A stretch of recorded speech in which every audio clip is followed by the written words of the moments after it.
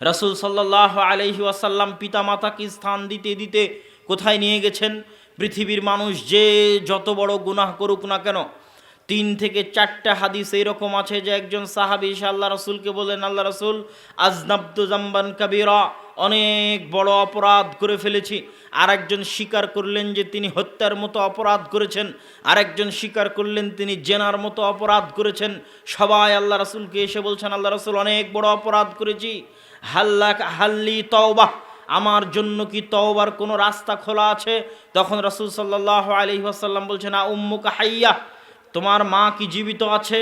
তোমার বাপ কি জীবিত আছে? তোমার মা এবং তোমার বাপ যদি জীবিত থাকে, গুনাহ যত বড় হোক না কেন, নিঃস্বার্থভাবে বাপ মায়ের খেদমত করো, নিঃস্বার্থভাবে বাপ মায়ের খেদমত করো, জীবন বাজি রেখে বাপ মায়ের খেদমত করো। জেনার গুনাহ হলেও ক্ষমা হয়ে যাবে, অন্য যে কোনো বড় গুনাহ হলেও ক্ষমা হয়ে যাবে। রাসূল সাল্লাল্লাহু আলাইহি ওয়াসাল্লাম বলেছেন, আল্লাহু আকবার। পিতামাতার খেদমতের মধ্যে গুনাহের ক্ষমা আছে, পৃথিবীর যত বড় গুনাহ হোক না কেন। রাসূল সাল্লাল্লাহু আলাইহি ওয়াসাল্লামের নিকটে এসে একজন ব্যক্তি বলল, আল্লাহ রাসূল, উরিদান উজাহিদ মা'আক ফি সাবিলিল্লাহ, হে আল্লাহর রাসূল, আমি আপনার সাথে যুদ্ধ করতে চাই, আমি আপনার সাথে যুদ্ধ করে জিহাদে অংশগ্রহণ করতে চাই, ইবতিগাআন লিরিদাল্লাহ, আল্লাহ সুবহানাহু ওয়া তাআলার সন্তুষ্টি অর্জনের জন্য। রাসূল সাল্লাল্লাহু আলাইহি ওয়াসাল্লাম বলেন, আ উম্মুকা হাইয়া, তোমার মা কি জীবিত আছে? লোকটি বলল, যুবকটি বলল, হ্যাঁ আল্লাহ রাসূল, আমার মা জীবিত আছে। বললেন, ফাবার রাহা, তোমার মায়ের সেবা করো, তোমার মায়ের খেদমত করো। লোকটি পুনরায় বলল, আল্লাহ রাসূল, আমি আপনার সাথে জিহাদে অংশগ্রহণ করতে চাই। আল্লাহ রাসূল বললেন, তোমার মা কি জীবিত আছে? তখন যুবকটি বলল, হ্যাঁ আল্লাহ রাসূল, আমার মা জীবিত আছে। আল্লাহ রাসূল বললেন, ফাবার রাহা, তুমি ফিরে গিয়ে তোমার মায়ের সেবা করো। তৃতীয়বারের মতো লোকটি বলল, আল্লাহ রাসূল, আমি আপনার সাথে জিহাদে অংশগ্রহণ করে যুদ্ধে শরীক হতে চাই। তখন রাসূল সাল্লাল্লাহু আলাইহি ওয়াসাল্লাম বললেন, তোমার মা কি জীবিত আছে? তোমার ধ্বংস হোক, তোমার নাক ধুলোয় ধূসরিত হোক, যদি তোমার মা জীবিত থাকে তোমার মায়ের খেদমত করো, তোমার জান্নাত তোমার মায়ের পায়ের নিচে রয়েছে। আল্লাহু আকবার। পিতামাতার খেদমতের একটা নমুনা আপনাদেরকে দেখাই। পিতামাতার সেবার 2টা নমুনা, একটা নয় 2টা নমুনা দেখে এই পয়েন্টের বক্তব্য শেষ করব। আপনারা জানেন বিশাল লম্বা হাদিস, বানু ইসরাইলের সময়ের 3জন ব্যক্তি এরকম ঝড় বৃষ্টির দিন পাহাড়ের গুহায় আশ্রয় নিলে গুহার মুখে পাথর এসে পড়ে যায়। তখন একজন বলে, উনজুরু ইলা আমালিকুম, এই তোমরা 3জন সবাই নিজ নিজ আমল দেখো তো, কোন আমলটাকে আল্লাহর সন্তুষ্টির জন্য করেছিলা, সে আমলের ওসিলা দিয়ে আল্লাহর কাছে দোয়া চাও। তখন প্রথমজন বলল, আমার একটা আমল আছে। কি সে আমল? আমি প্রতিদিন যখন গরু ছাগল চড়িয়ে নিয়ে বাসায় আসতাম, আমার ছোট ছোট বাচ্চা আছে, কিন্তু ইন্নি আকরাহু, আমি অপছন্দ করতাম যে দুধ দহন করার পর, হালাবতু, দুধ দহন করার পর আমার ছোট বাচ্চাদের আগে খেতে দিব, আমার স্ত্রীদের আগে খেতে দিব, এটা অপছন্দ করতাম। আগে নিজের বাপ মাকে খেতে দিতাম, কিন্তু হঠাৎ একদিন কোনো কারণে দেরি হওয়ায় এসে দেখি যে কদ নামা ওয়ালিদাইয়া, আমার পিতামাতা ঘুমিয়ে গেছেন, জাগ্রত অবস্থায় নেই, জাগ্রত অবস্থায় নেই, ঘুমিয়ে গেছেন। ওয়াতাদাউগা আনি সাবিয়াতি ইনদা রিজলি, আর আমার ছোট ছোট বাচ্চা আমার পায়ের আশেপাশে কান্নাকাটি করতেছে দুধ নেওয়ার জন্য, আর আমি দুধ দহন করে দুধের পাত্র হাতে দাঁড়িয়ে আছি। আমি অপছন্দ করলাম যে আমার ঘুমন্ত পিতামাতাকে ঘুম থেকে ডাকবো, আবার এটাও অপছন্দ করলাম যে প্রতিদিন পিতামাতাকে আগে দুধ দেই, আজকে পিতামাতাকে বাদ দিয়ে কেমনে সন্তান সন্ততিকে দুধ দেই। এই দ্বিধাদ্বন্দ্বে রাত পার হয়ে গেল, সকাল হলো। পিতামাতা যখন ঘুম থেকে উঠলেন তখন আমি তাদেরকে প্রথম দুধ পান করলাম। আর হাদিসের বাক্য আছে, ওয়ালাম ইয়াজাল দাবি ওয়া দাবুহুম, এইভাবেই আমার বাচ্চারা কাঁদতে থাকলো, আর এইভাবেই আমি দাঁড়িয়ে থাকলাম। সকাল হয়ে গেল, কিন্তু আমি আমার বাচ্চাদেরকে দুধ দেইনি। পিতামাতার সম্মানের প্রতি, পিতামাতার শ্রদ্ধার প্রতি, পিতামাতার সম্মান মর্যাদা এবং শ্রদ্ধা রক্ষা করতে গিয়ে এই যে স্যাক্রিফাইসটা আল্লাহ আমি করেছি, এই যে আত্মোৎসর্গটা আমি করেছি, আমার সন্তান সন্ততির কষ্ট চোখের সামনে দেখার পরও, আমার স্ত্রীর কষ্ট চোখের সামনে দেখার পরও শুধু পিতামাতার ভালোবাসায়, পিতামাতার সম্মানে, পিতামাতার শ্রদ্ধায় এই যে আমলটা করেছি, এটা যদি আপনার সন্তুষ্টির জন্য হয়ে থাকে, আজ এই মহা বিপদের দিনে এই গুহার মুখ থেকে পাথরটা একটু সরিয়ে দিন। বলা কথা শেষ হওয়ার আগে আল্লাহ সুবহানাহু ওয়া তাআলা গুহার মুখ থেকে পাথর সরিয়ে দিয়েছেন। আল্লাহু আকবার। কিন্তু পিতামাতার সেবার অবস্থাটা দেখেন, এই অবস্থাটা আমাকে ব্যাখ্যা করে বলে বোঝানোর প্রয়োজন নাই যে কোন লেভেলের সম্মান থাকলে, কোন লেভেলের আনুগত্য থাকলে, কোন লেভেলের শ্রদ্ধা থাকলে একজন সন্তান তার পিতামাতার সাথে এই ধরনের ব্যবহার করতে পারে, এই ধরনের আচরণ করতে পারে। সম্মানিত উপস্থিতি, পিতামাতার আহ্বানে সাড়া দেওয়া, পিতামাতার আদেশ শোনা অনেক সময় আল্লাহর ইবাদতের চাইতেও গুরুত্বপূর্ণ, যদি আল্লাহর সেই ইবাদতটা ফরজ না হয়। কথাটা আবার শুনেন, পিতামাতার ডাকে সাড়া দেওয়া, পিতামাতার আনুগত্য করা আল্লাহর ইবাদতের চাইতে জরুরি, যদি আল্লাহর ইবাদতটা ফরজ না হয়। আল্লাহর ইবাদতের চাইতে জরুরি। জুরাইজ নামে বানু ইসরাইলের একজন ব্যক্তি, কানা ইয়াতাআব্বাদু ফি সাওমাআতিহি, সে তার নিজস্ব গির্জায় আল্লাহর ইবাদত করত। একদিন জুরাইজের মা তাকে ডাক দিয়ে বসলো। ওয়াসাদাফাতহুস সালাহ, যেই সময় জুরাইজের মা জুরাইজকে ডাক দিয়েছে, ওই সময় জুরাইজ সালাতের মধ্যে আছে, নামাজের মধ্যে আছে। তখন জুরাইজ বলছে, কি করব? সালাত না মায়ের ডাক, নামাজ না মায়ের আহ্বান, নামাজ না মায়ের আদেশ, কি করব ভাবতে ভাবতে জুরাইজ ইখতার সালাহ, সালাতকে বেছে নিল, যে না আগে সালাতই আদায় করি, আগে আল্লাহরই ইবাদত করি, পরে মায়ের আহ্বানে সাড়া দিব। যখন জুরাইজ সালাতকে বেছে নিল, তখন জুরাইজের মা বলল, হে আল্লাহ, লা তুমিতহু হাত্তা তারা ওয়াজহা মুমিসাতিন, এই জুরাইজের যেন মৃত্যু না হয় যতক্ষণ পর্যন্ত সে ব্যভিচারিণীর মুখ না দেখেছে, কেননা জুরাইজ আমার ডাক, আমার আহ্বান, আমার আদেশের উপর সালাতকে প্রাধান্য দিয়েছে। একজন ব্যভিচারিণী মহিলা, তার সাথে রাখাল রাইল গানাম ব্যভিচার করলো। ব্যভিচারিণী মহিলা জনগণকে বলল, এই গির্জায় যে শায়েখ আছে, পাদ্রী আছে, হুজুর আছে, সে আমার সাথে এই খারাপ কাজটি করেছে। লোকজন জুরাইজের সাওমাআহ গির্জা ভেঙে চূর্ণ বিচূর্ণ করে দিল। যখন সন্তান প্রসব হলো, দিন মাস যাওয়ার পরে, দিন মাস তারিখ পার হওয়ার পরে যখন সন্তান প্রসব হলো, যে সমস্ত বাচ্চা মায়ের কোলে কথা বলেছিল তার মধ্যে এই বাচ্চাটা একজন। জুরাইজ ওই বাচ্চাকে জিজ্ঞেস করে বলল, ইয়া সবি ইয়া ওয়ালাদ মান আবুক, এই বাচ্চা বলো তো তোমার পিতাকে। তখন বাচ্চা মায়ের কোল থেকে কথা বলে উঠল যে অমুক রাইল গানাম, অমুক রাখাল আসলে আমার পিতা। জনগণ বুঝলো যে জুরাইজ নিষ্পাপ, জুরাইজ এই পাপের সাথে জড়িত নয়। কিন্তু কথা হচ্ছে, জুরাইজ যেই যে অপমানের মুখোমুখি হলো, এই যে শাস্তির মুখোমুখি হলো, এই যে কষ্টের মুখোমুখি হলো, এটা তার মায়ের বদদোয়া কাজে লেগেছিল তার জন্য। তার মায়ের কোন বদদোয়া, কিসের জন্য? সে আল্লাহর সালাতকে প্রাধান্য দিয়েছিল মায়ের আহ্বানের উপরে। আল্লাহর সালাতকে যদি, নফল সালাত তথা ফরজ নয়, যে আদেশ মানলে আল্লাহ সুবহানাহু ওয়া তাআলার গুনাহ হবে না, ওই রকম প্রত্যেক আদেশ মানাটা আল্লাহ সুবহানাহু ওয়া তাআলার নফল ইবাদতের চাইতেও বেশি গুরুত্বপূর্ণ, বেশি নেকির কাজ। তথা 50,000 টাকা দান করলে যা নেকি হবে, 1,00,000 টাকা দান করলে যা নেকি হবে, বাপ মায়ের একটা আদেশ শুনলে তার চেয়ে বেশি নেকি হবে, হবেই হবে। 50 ওয়াক্ত সালাত, তারাবির সালাত, তাহাজ্জুদের সালাত আদায় করলে যা নেকি হবে, এবং অতিরিক্ত নফল সালাত আদায় করলে যা নেকি হবে। পিতামাতার একটা আদেশ, যে আদেশ শুনলে আল্লাহর অমান্য হবে না, আল্লাহর গুনাহ হবে না, এরকম যে কোনো আদেশ মেনে নিলে তার চেয়ে বেশি নেকি হবে যদি আল্লাহর সন্তুষ্টির জন্য মেনে নেয়। এভাবেই ইসলামে পিতামাতার অবস্থান নির্ধারণ করা আছে, এভাবেই ইসলামে পিতামাতার জায়গা নির্ধারণ করা আছে, যেটা বস্তুবাদী সমাজ ব্যবস্থার সাথে আকাশ ও জমিন পার্থক্য। বস্তুবাদী সমাজ ব্যবস্থায় সন্তানের বয়স যে 18 বছর হয়, সন্তান বাপের বিরুদ্ধে কেস করতে পারবে। ইউরোপ আমেরিকার প্রতিটা দেশে অসংখ্য মুসলিম ফ্যামিলি একটাই প্রবলেম ফেস করে, যে আমার সন্তান তো 18 বছর বয়সের পর আমার কথা শুনবে না। আমি যদি তাকে বলি, বাবা তোমাকে নামাজ পড়তে হবে, পড়ানোর জন্য যদি একদিন লাঠিপেটা করি, তো পরের দিন যা কেস করে দিব আদালতে। আমি যদি বলি যে বাবা অমুককে বিয়ে করা হবে না, অমুকের সাথে প্রেম করা হবে না, আমার চোখের সামনে যদি অন্যায় কাজে লিপ্ত হয়, আমি কিছু বলতে পারবো না, কেননা তারা ওপেন এবং আজাদ, যে কোনো মুহূর্তে আমার বিরুদ্ধে কেস করতে পারে। এটা হচ্ছে বস্তুবাদী সমাজ ব্যবস্থায় একটা পিতা এবং মাতার অবস্থা। আর ইসলামী সমাজ ব্যবস্থায় রাসূল সাল্লাল্লাহু আলাইহি ওয়াসাল্লামকে একজন ব্যক্তি এসে বলছে, আল্লাহ রাসূল, আমার বাপ আমার টাকা খেয়ে নেয়, আমার টাকা, আমার বাপ আমার ধন সম্পদ নিয়ে নাই, খেয়ে নাই। রাসূল সাল্লাল্লাহু আলাইহি ওয়াসাল্লাম বলছেন আনতা ওয়া মালুকা লিআবিকা, আরে তুই আর তোর সকল ধন সম্পদ তোর বাপের। রাসূল সাল্লাল্লাহু আলাইহি ওয়াসাল্লামের উত্তর, হাদিসের বাক্য। ব্যক্তি এসে অভিযোগ দিল আল্লাহ রাসূল আমার বাপ আমার টাকা নিয়ে নেয়, তখন রাসূল সাল্লাল্লাহু আলাইহি ওয়াসাল্লাম উত্তরে কি বললেন, তুই নিজেও তোর বাপের, তোর ধন সম্পদও তোর বাপের। তাহলে কোনো সন্তানের যদি কোনো ধন সম্পদ থাকে, পিতা সেখান থেকে নিতে পারে, তার ইচ্ছা মতো খরচ এবং ব্যয় করতে পারে, এটা রাসূল সাল্লাল্লাহু আলাইহি সাল্লামের আদেশ।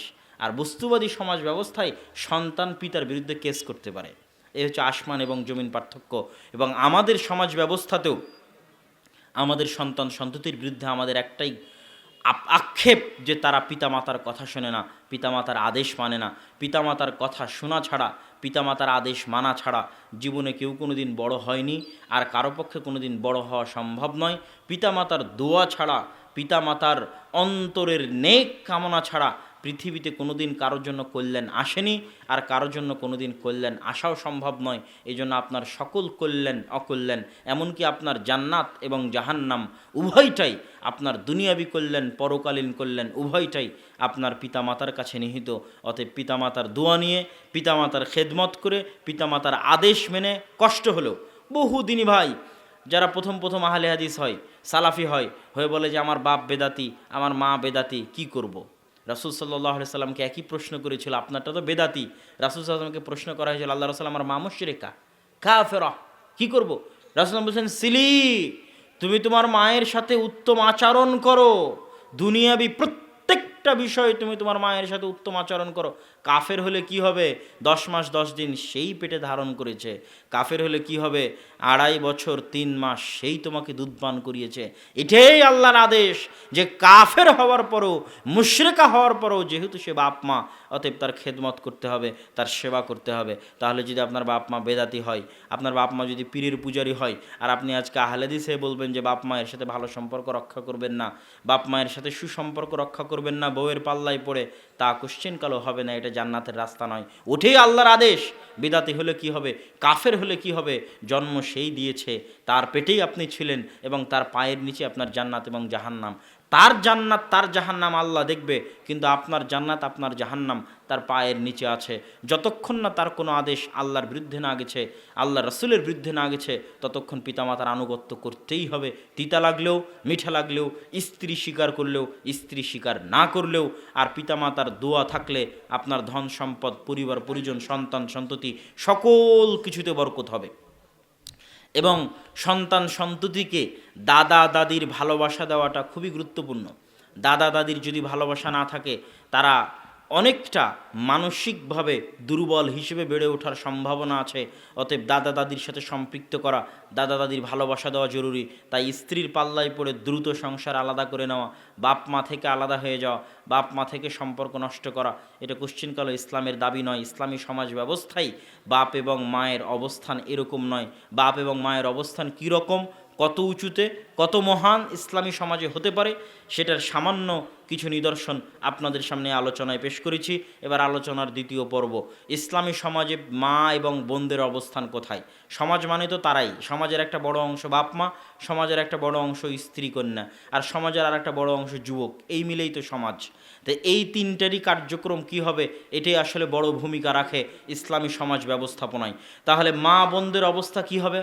মা বোনদেরকে আজকে বস্তুবাদী প্যান্ডেলে উপস্থিত হয়েছে, আপনি বাহ্যিকভাবে তাদের গায়ে বোরখা দেখছেন, বাহ্যিকভাবে তাদের মাথায় হিজাব দেখছেন, কিন্তু আল্লাহর কসম করে আপনাকে বলছি, আজকে মানুষের বাড়িতে বাড়িতে, ঘরে ঘরে এমন ফিতনা প্রবেশ করেছে, এই ফিতনার নাম হচ্ছে মোবাইল। এই বোরখা পরা মেয়েরাই, আমার মায়েরা, আমার বোনেরা, এরাই, এই বোরখা পরে যে সমস্ত মেয়েরা আসছে, আপনাদের কন্যারাই, আপনাদের মেয়েরাই, আমাদের মেয়েরাই, আমাদের কন্যারাই, আমাদের বোনেরাই, এরাই ঘরে ফিরে গিয়ে এরাই ভিডিও করে টিকটক এবং ফেসবুক রিল সহ আরও বিভিন্ন ওয়েবসাইটে আপলোড দেবে 2-4টা ভিউয়ের জন্য। এবং তারা যে নিজেদেরকে প্রোডাক্ট বানিয়েছে, পণ্য, বাজারে বিক্রিযোগ্য পণ্য, বাজারে বিক্রিযোগ্য পণ্য, তার একটা জ্বলন্ত উদাহরণ হচ্ছে ফেসবুকের রিল আর এই টিকটক। এই টিকটক ভিডিওতে একটা মেয়ে যদি দেখে আর একটা মেয়ের তার চেয়ে বেশি ভিউ, 10,000, 5,000, 1 লাখ ভিউ, তাহলে আর একটা মেয়ে 2টা ভিউয়ের জন্য, 2টা লাইকের জন্য কাপড় খুলতে খুলতে উলঙ্গ পর্যন্ত হয়ে যাবে। আমাদেরই মা এবং আমাদেরই বোনেরা। তাহলে সে নিজেকে কত নিচে নামিয়েছে যে তার দাম 2টা লাইক, তার দাম 2টা ভিউ, বাস এই পর্যন্তই তার শরীরের দাম। এই 2টা লাইকের জন্য, ভিউয়ের জন্য সে তার শরীরকে বাজারে নিলামে বিক্রি করতে রাজি আছে। নাউজুবিল্লাহ। তাহলে কোথায় নেমে গেছে আমাদের বস্তুবাদী সমাজ ব্যবস্থা? আমাদের মা এবং বোনদেরকে কোন লেভেলের বাজারে বিক্রিযোগ্য পণ্য বানিয়েছে। আর ইসলামী সমাজ ব্যবস্থায় তার বিপরীতে কি হতে পারে সেটা আমি বলবো, যে মা এবং বোনদের অবস্থানটা কত উন্নত এবং কত সম্মানের সেটা বলবো। কিন্তু আগে বস্তুবাদী সমাজ ব্যবস্থায় কি অবস্থা হয়ে আছে দেখেন। আজকে বিমানে উঠলে যে সমস্ত বিমানবালাদের দেখা যায়, ওই কাজ কি একজন পুরুষ করতে পারে না? পারে। তাহলে ওখানে মহিলা কেন? সে তার যোগ্যতা বিক্রি করে সেখানে বেতন নিচ্ছে না, সে তার চেহারা বিক্রি করে বেতন নিচ্ছে। টিভিতে যখনই আপনি কোনো অ্যাড খুলবেন, সেই অ্যাডগুলো যে পণ্যের অ্যাড দেওয়া হয় ওগুলো কি ছেলেরা ব্যবহার করে না? চানাচুর বিস্কুট চা কি ছেলে মানুষ খায় না, শুধু কি মেয়ে মানুষ খায়? তাহলে টিভিতে যত অ্যাড আছে, অ্যাডভার্টাইজ আছে, সব অ্যাডভার্টাইজমেন্টে শুধু মহিলা কী জন্য আসে? এটা সে তার যোগ্যতা বিক্রি করছে না, এটা সে তার চেহারা বিক্রি করে টাকা ইনকাম করছে। রিসেপশন থেকে শুরু করে, শোরুম থেকে শুরু করে, রেস্টুরেন্ট থেকে শুরু করে সকল জায়গায় যেখানে যেখানে মেয়েদের রাখা হয়েছে জোরপূর্বক, যেখানে যোগ্যতার কারণে মেয়েরা আছে, আমি সেটার উপর কথা বলছি না, সেটার ক্ষেত্রে পর্দা মেনটেন থাকলেই যথেষ্ট। একটা মেয়ে যদি একটা এই গার্লস স্কুলের টিচার হয়, সে তার যোগ্যতা বিক্রি করে যদি বেতন ইনকাম করে এবং তার পরিবার এবং তার স্বামীতে যদি কোনো ক্ষতি না হয়, তার পর্দায় যদি কোনো ক্ষতি না হয়, সেটা তার ব্যাপার।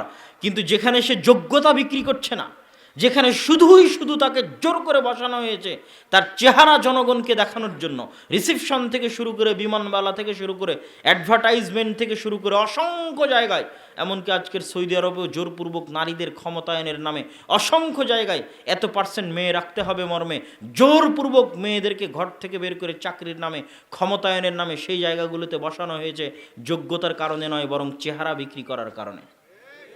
অথচ আদম সন্তানের এই শরীরের দাম কত আপনি জানেন?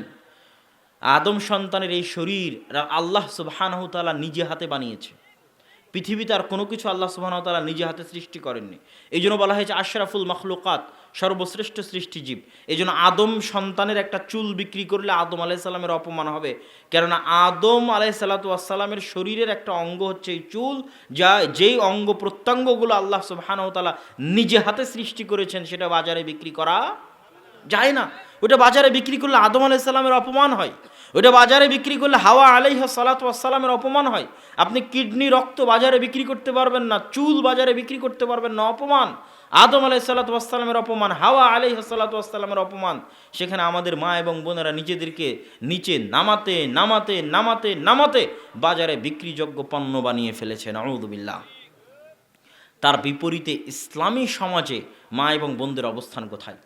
ইসলামী সমাজে মা এবং বোনদের অবস্থান এতটা সম্মানের, এতটা মর্যাদার, এতটা উঁচু যে আজকে যে পর্দা ব্যবস্থাকে বলা হয়েছে মেয়েদের জন্য অবরোধ, বেগম রোকেয়া লিখেছে মেয়েদের জন্য অবরোধ। এই পর্দা ব্যবস্থা মেয়েদেরকে অনেক উপরে নিয়ে যাওয়ার জন্য দেওয়া আছে। কিভাবে? এটা আমি আপনাকে উদাহরণ দিয়ে বুঝাই। আগের যুগের উদাহরণ তো দিব, আজকের যুগের উদাহরণ দিয়ে আমি আপনাকে বোঝানোর চেষ্টা করি। দেখেন, আদম এবং হাওয়া আলাইহিস সালাতু ওয়াস সালাম যখন জান্নাতের নিষিদ্ধ গাছের নিকটে গেলেন, তখন শাস্তিস্বরূপ তাদের গা থেকে জামা খুলে পড়ে গেল। তাহলে গা থেকে জামা খুলে পড়ে যাওয়া স্বাধীনতা না শাস্তি? স্বাধীনতা না শাস্তি? আজকেও আপনাদের গ্রামের 5 জন 10 জনকে আপনারা অপমান করতে চাইলে যদি উলঙ্গ করে অপমান করেন, সবাই বুঝবে তারা অপমান করা হলো, ওই মানুষটাও বুঝবে যে আমাকে উলঙ্গ করলো, আমি অপমানিত হলাম। তাহলে উলঙ্গ হওয়া এবং উলঙ্গ করা এটা শাস্তি না স্বাধীনতা? শাস্তি। তাহলে শাস্তি কখন কখন আমাদের মা এবং বোনদের স্বাধীনতা হয়ে গেছে। নাউজুবিল্লাহ। যে তারা উলঙ্গ হবে এটা নাকি স্বাধীনতা? এটা শাস্তি। ন্যাংটা হওয়া, ন্যাংটা করা শাস্তি। এটা কখন কখন তাদের কাছে স্বাধীনতা হয়ে গেছে। এই জন্য আফগানিস্তানের একজন মন্ত্রীকে জিজ্ঞেস করেছিল বিবিসির একজন ইন্টারভিউয়ার, যে ইন্টারভিউ নিচ্ছিল, যে আপনাদের আফগানিস্তানে তো আপনারা মেয়েদের জোরপূর্বক হিজাব আর নেকাব করিয়ে রেখেছেন, এটা তো তাদের ঘরবন্দি করে রাখা, এটা তো দাসত্বের আলামত। তখন সে পাল্টা প্রশ্ন দিয়েছিল যে যদি হিজাব নেকাব দাসত্বের আলামত হয় আর হিজাব নিকাব খুলে ফেলাই যদি স্বাধীনতা হয়, তাহলে আপনাদের দেশের মেয়েরা পরিপূর্ণ উলঙ্গ হয়ে কেন রাস্তায় হাঁটে না? পূর্ণ উলঙ্গ অবস্থায় রাস্তায় হাঁটবে, তাহলে বেশি স্বাধীন হবে। যত বেশি পরিমাণে কাপড় খুলবে তত বেশি পরিমাণে কি হবে, স্বাধীন হবে। তাহলে আমেরিকার ইউরোপের মেয়েরা পরিপূর্ণ নগ্ন অবস্থায় রাস্তায় হাঁটবে, তা তো করে না। তারা কিছু হলেও তো কাপড় গায়ে রাখে, বরং শালীন পোশাকই গায়ে রাখে, যদিও সেটা তাদের দৃষ্টিতে প্যান্ট এবং শার্ট। তো তারা যদি প্যান্ট শার্ট, আপনি কি জন্য পরে আছেন? আপনি যখন আমার ইন্টারভিউ নিচ্ছেন আপনিও তো পরিপূর্ণ নগ্ন উলঙ্গ অবস্থায় আসেননি, তা আপনি কেন প্যান্ট শার্ট গায়ে দিয়ে আছেন? আপনার এই সামান্য প্যান্ট শার্ট যদি আপনার সামাজিক দৃষ্টিকোণ থেকে শালীনতা হয়, তো ওটার আরও বেশি পরিমাণ, আরও বেশি শালীনতা, ওটার আরও বেশি পরিমাণ, আরও বেশি সম্মান, আরও বেশি মর্যাদা। আর ওটা যত কমবে তত শাস্তি, তত অপমান। ওটা তো আমি আগে উদাহরণ দিয়েছি আদম এবং হাওয়া আলাইহিস সালাতু ওয়াস সালামের সম্মানিত উপস্থিতি। তো এইটা যে সম্মান, পর্দা যে সম্মান, যে পরিবার যত উন্নত, যে পরিবার যত ধনী, যে পরিবার যত স্বাধীন, যে মেয়ে যত স্বাধীন, যে মেয়ে যত উঁচু বংশের, যে মেয়ে যত উন্নত পরিবারের, যে মেয়ে যত উন্নত বংশের, ধনী বংশের, টাকা পয়সাওয়ালা বংশের, সম্ভ্রান্ত বংশের, ওই মেয়ের পর্দার ব্যবস্থা তত উন্নত, জনগণ থেকে তত আড়ালে, জনগণ থেকে তত অদৃশ্য, তত দামি, তত মূল্যবান। এটাই ইসলামী সমাজ ব্যবস্থার মূল ভিত্তি। এই জন্য ইসলামী সমাজ ব্যবস্থায় দাসীদের ক্ষেত্রে পর্দার কড়াকড়ি নেই, বরং পর্দা যে স্বাধীন সে করতে পারে, এটা স্বাধীনতার আলামত পর্দা করাটা। আমি বলেছিলাম আগের উদাহরণ তো থাকবেই, বর্তমান যুগের উদাহরণ নেন। বাদশাহ সালমান বিন আব্দুল আজিজ, সৌদি আরবের বাদশাদের আমরা যতই নিন্দা করি, বাদশাহ সালমান বিন আব্দুল আজিজের বউয়ের ছবি কেউ কোনো দিন দেখেছেন? আপনি চাইলে গুগলে সার্চ করে দেখতে পারেন যে সৌদি বাদশার বউয়ের ছবি, wife of king of Saudi Arabia, যে সৌদি আরবিয়ার কিংয়ের ছবি, বউয়ের ছবি দেখতে চাই, খুঁজে পাবেন না। এবং সারা পৃথিবী যে সফর করতেছে, সারা পৃথিবীর মানুষজন যে তাদের দেশে যাচ্ছে, তো সব দেশে গেলে সব দেশের রাজার পাশে তার বউ দাঁড়িয়ে থাকে, তার ওয়াইফ দাঁড়িয়ে থাকে। তো সৌদিতে এত বড় বড় রাজা বাদশারা যায়, তো সালমান বিন আব্দুল আজিজের পাশে তার বউ কোথায়? নাই কেন? আচ্ছা, সালমান বিন আব্দুল আজিজ ধরলাম আগের জেনারেশনের, মোহাম্মদ বিন সালমান, যার ভুল ত্রুটি থাকতে পারে, আমি ওই এই রাজনৈতিক আলোচনায় যেতে চাচ্ছি না। আমি চাচ্ছি ইসলামী সমাজ ব্যবস্থা একটা মা এবং বোনের অবস্থানটা কোথায় সেটা ইন্ডিকেট করতে। তো মোহাম্মদ বিন সালমান তো যুবক বয়সের, 32, 35, 36, 37 বছর বয়স, তার বউ কোথায়? তার সাথে কোনোদিন তার বউয়ের ছবি আপনি দেখেননি কেন? আজকের আধুনিক যুগে মানুষ প্রচুর পরিমাণে সার্চ করেছে যে তার বইয়ের ছবি কোথাও খুঁজে পাওয়া যায় কিনা, পায়নি। এই জন্য অনেক ফেক ছবি ইউটিউব ফেসবুকে ঘুরে বেড়াতে পারে, কিন্তু কোথাও রিয়াল কোনো ছবি তার ওয়াইফের কেউ দেখাতে পারবে না, নাই। তারা কোনো দিন জনসম্মুখে আসেই না। কেন জনসম্মুখে আসে না? আচ্ছা, শুধু এই পর্যন্ত সীমাবদ্ধ নয়। আরব আমিরাতের বা রাজা বাদশাদের আমরা দুর্নাম করতে পারি, কিন্তু আরব আমিরাতের বর্তমান যারা রাজা বাদশাহ, মোহাম্মদ বিন রাশেদ আল মখতুম বা মোহাম্মদ বিন জায়েদ আল নাহিয়ান, তাদের মা, কোনজনের মা আমার এক্সাক্ট এই মুহূর্তে মনে পড়তেছে না, তাদের মায়ের তারা পাসপোর্ট বানিয়েছে উইদাউট ফটো, ছবি দেওয়া ছাড়া পাসপোর্ট বানিয়েছে। রাজকীয় ক্ষমতা, রাষ্ট্রীয় ক্ষমতা প্রয়োগ করে পাসপোর্ট ইস্যু করেছে, কি ছাড়া বলেন তো? মায়ের ছবি ছাড়া পাসপোর্ট ইস্যু করেছে। এবং অন্য দেশকে বাধ্য করবে, যদি আমার মা তোমার দেশে যায় তো পাসপোর্টের ছবি ছাড়া অবস্থাতেই যাবে, তুমি আমার মাকে তোমার দেশে প্রবেশ করতে দিতে বাধ্য, তুমি ছবিতেও দেখতে পাবে না যে আমার মায়ের চেহারা কেমন। কথা মনে আমি বুঝাতে পারিনি। এটা হচ্ছে তার দাম, তার মায়ের দাম, মূল্য, গুরুত্ব। যে যে যত অদৃশ্য, যে যত অস্পৃশ্য, যে যত দূরে, যাকে যত কম পাওয়া যায়, যাকে যত কম দেখা যায়, তার দাম তত বেশি। আর যে যত ফাত্রা, 3 নাম্বার শ্রেণীর, দাম নাই, ভ্যালুলেস, মূল্যহীন, ওকে রাস্তাঘাটেও পাওয়া যায়, বাজারেও পাওয়া যায়, ফোন করলেও পাওয়া যায়, মেসেজ দিলেও পাওয়া যায়, ডাকলেও পাওয়া যায়, রেস্টুরেন্টেও পাওয়া যায়, কলেজেও পাওয়া যায়, গ্রামের ছেলেরাও পায়, দুনিয়ার সবাই পায়। তাহলে সে ভ্যালুলেস। আপনি প্রধানমন্ত্রীর সাথে যোগাযোগ করতে চান, পারেন কিনা? কল দেন, রিসিভ করে কিনা? কথা হয় কিনা? প্রোটোকল কেন? উনি অনেক দামি, অনেক উপরে, ওনাকে আপনি অত সহজে পাবেন না। তো ইসলামী সমাজ ব্যবস্থা একটা মা এবং একটা বোনের অবস্থান অনেক উপরে, অনেক দামি, অনেক মহান, যেটা মানুষ তথা বস্তুবাদী সমাজ ব্যবস্থায় কল্পনা করা যায় না। এই জন্য আমি বলেছি আপনাদের অঞ্চলে বক্তব্য দিতে এসে, নীলফামারীতে এবং আপনাদের এই অঞ্চলের অবস্থা আমি জানি না, আমার যতদূর জানা যে গোটা রংপুর বিভাগের একই অবস্থা, সেটা হচ্ছে আপনাদের এই অঞ্চলগুলোতে মা এবং বোনেরা, যুবতী মা এবং বোনেরা সাইকেল চালিয়ে স্কুল কলেজে যায়। এবং আপনাদের এই অঞ্চলে, যেটা আমি রাজশাহীর অঞ্চলে নাই, রাজশাহী অঞ্চলে সাঁওতাল এবং আদিবাসীদের মেয়েরা এই মাঠে গিয়ে ধান লাগাতে পারে, তারপরে মাথায় ডালি নিয়ে ইট খোলা বহন করতে পারে। কিন্তু আপনাদের রংপুর বিভাগীয় অঞ্চলে আমি দেখেছি যে মুসলমানের মা এবং বোনেরা মাঠে গিয়ে ধান লাগায়, মুসলমানের মা এবং বোনেরা মাথায় মাটির ডালি নিয়ে এক জায়গা থেকে আর এক জায়গায় বহন করতেছে। এটা ইসলামী সমাজ ব্যবস্থা একজন মা এবং একজন বোনের অপমান। এবং যারা তাদেরকে বিবাহ করেছে এদের বিবাহ করা হারাম হয়েছে, এদের বিবাহ করা কি হয়নি? জায়েজ হয়নি। এরা কেউ পুরুষ নয়, সবাই কাপুরুষ।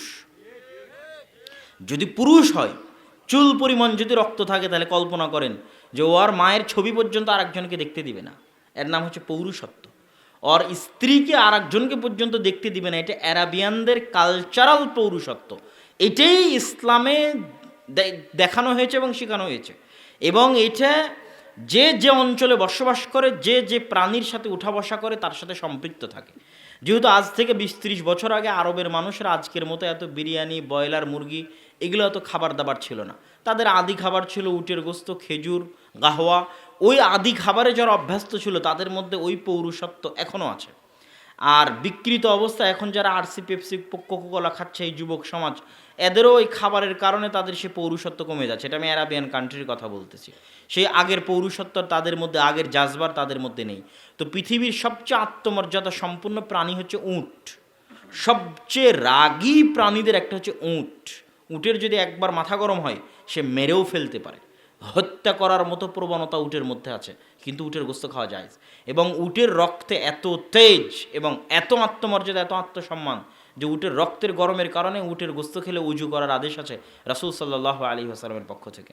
তো উটের এই আত্মমর্যাদা, আত্মসম্মানের কারণে তার স্ত্রীর সাথে যদি অন্য কোনো উট কোনো কিছু করার চেষ্টা করে, তো এই উট ওই অপর উটকে মেরে ফেলে দিবে, দুনিয়াতে তার অস্তিত্ব রাখবে না।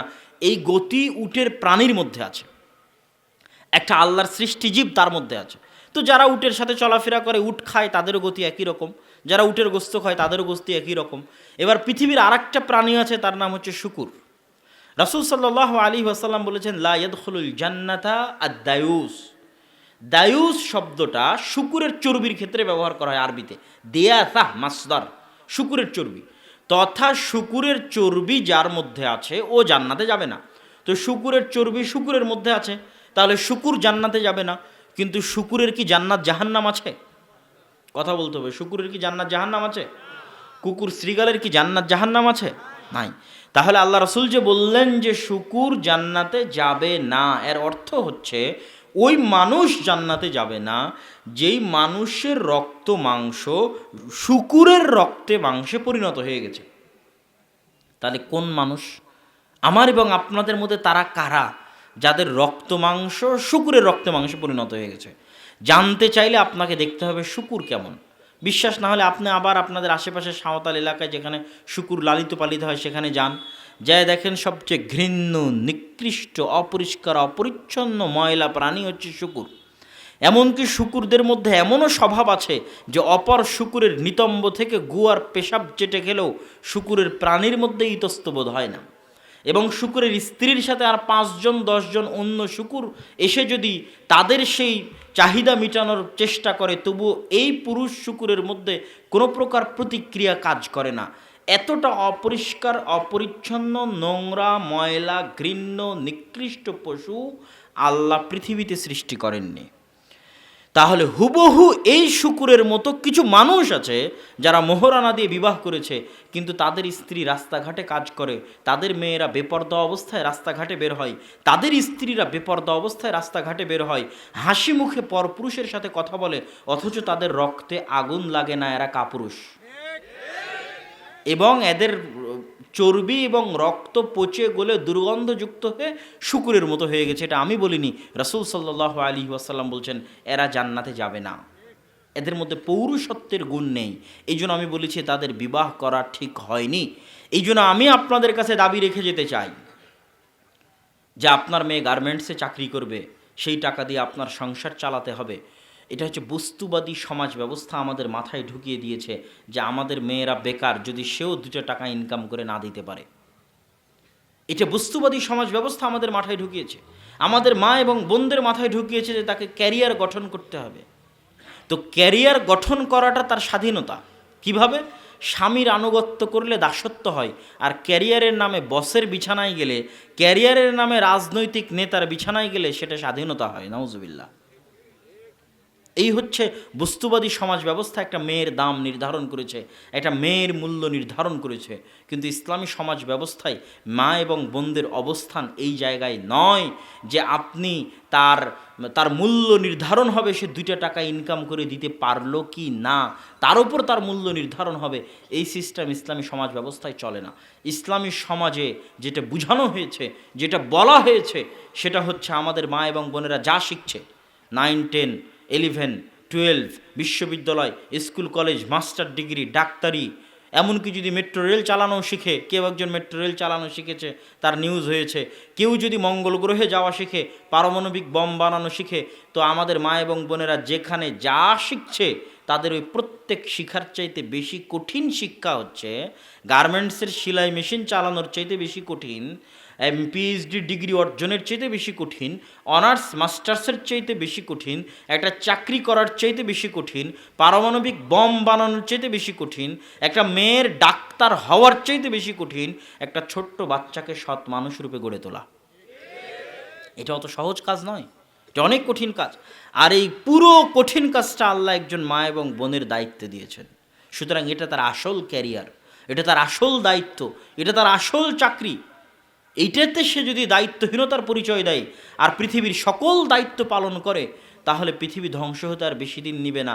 আপনি যদি মনে করেন যে মা এবং বোনদের চাকরি বাকরি করে টাকা ইনকাম করাই সমাজের উন্নয়ন, দেশের উন্নয়ন, নারীর ক্ষমতায়ন, নারীর সাক্ষরতার হার, নারীর চাকরির হার যদি মনে করেন যে দেশের উন্নয়নের মাত্রা নির্ধারণ করবে, তাহলে আজকে আমি আপনাকে একটা বাক্য বলে দিয়ে যাই যে সারা বাংলাদেশের সকল মা এবং বোন যদি, সকল মা এবং বোনকে যদি সরকারি চাকরি দিয়ে দেওয়া হয় এবং সরকারি চাকরি দিয়ে সবাই যদি টাকা পয়সা ইনকাম করে, তো ওই সকল মা এবং বোন এই গোটা দেশ এবং জাতির যা উপকার করতে পারবে, একজন আল্লাহওয়ালা, পরহেজগার, সতী, তাকওয়াবান, পর্দাশীলা মা যদি ঘরে বসে একটা সৎ সন্তান মানুষ করতে পারে, একটা সালাহুদ্দিন আইয়ুবী, একটা মোহাম্মদ বিন কাসেম, একটা তারেক বিন জিয়াদ, একটা ইমাম বুখারি, একটা ইখতিয়ারউদ্দিন মোহাম্মদ বিন বখতিয়ার খিলজি জাতিকে উপহার দিতে পারে, তাহলে সারা বাংলাদেশের সব মা এবং বোন রাস্তাঘাটে কাজ করে, চাকরি বাকরি করে, টাকা পয়সা ইনকাম করে দেশ ও জাতির যা উপকার করতে পারবে,